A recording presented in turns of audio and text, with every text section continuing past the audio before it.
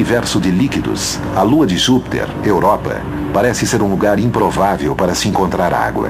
Uma região ártica estéril, coberta de gelo e com rachaduras enigmáticas.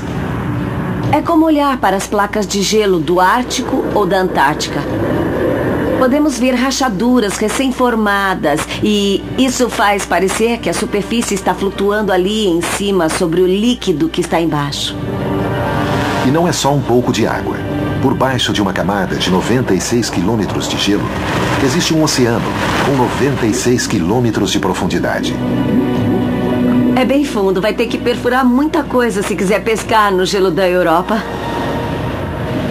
Menor do que a nossa Lua e quase 3 vezes mais longe do Sol, quando a pequena Europa orbita, passa pelo campo magnético de Júpiter. Mas é outra poderosa força jovial que evita que um mundo tão distante do Sol seja congelado.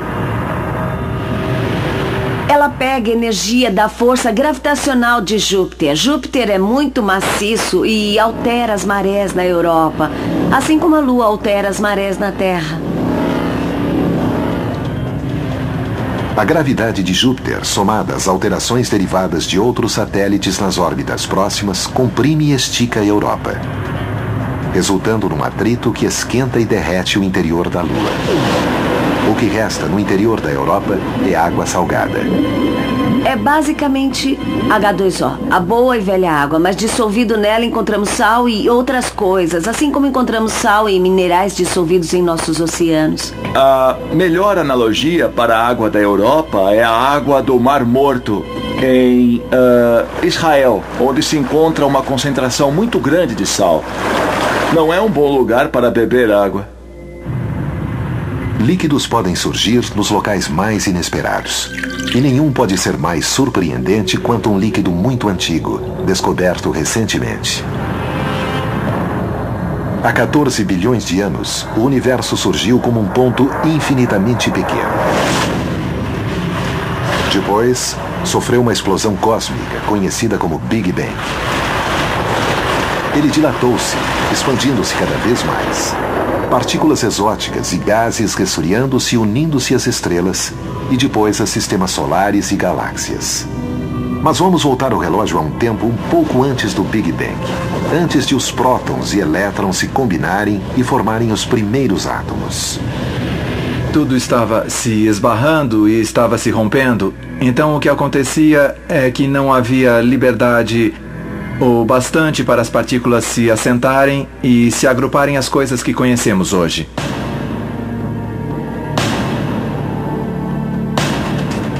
O universo inicial era como um deserto sem nada, queimando a uma temperatura de milhões de bilhões de graus. Uma coleção aleatória de partículas conhecidas como quarks e gluons. Os quarks e os gluons são os componentes fundamentais do nosso núcleo atômico. Na verdade, nos 10 primeiros milionésimos de segundo da vida no universo, houve um estágio onde só existiam quarks e gluons.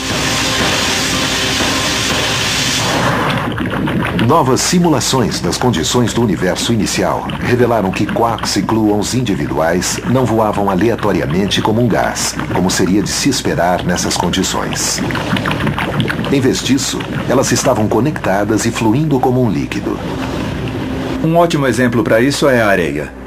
Aqui eu tenho um punhado de areia que é composta por um monte de pequenas partículas que são essencialmente pedras minúsculas. Mas como elas interagem umas com as outras, é o que determina quantas delas movem-se juntas para formar algo muito mais parecido com um fluxo de um líquido do que com o comportamento de um sólido. É semelhante ao que acontece com os quarks e gluons nessa situação, onde estão colidindo. E é provável que tenha sido o mesmo tipo de comportamento que havia no universo inicial.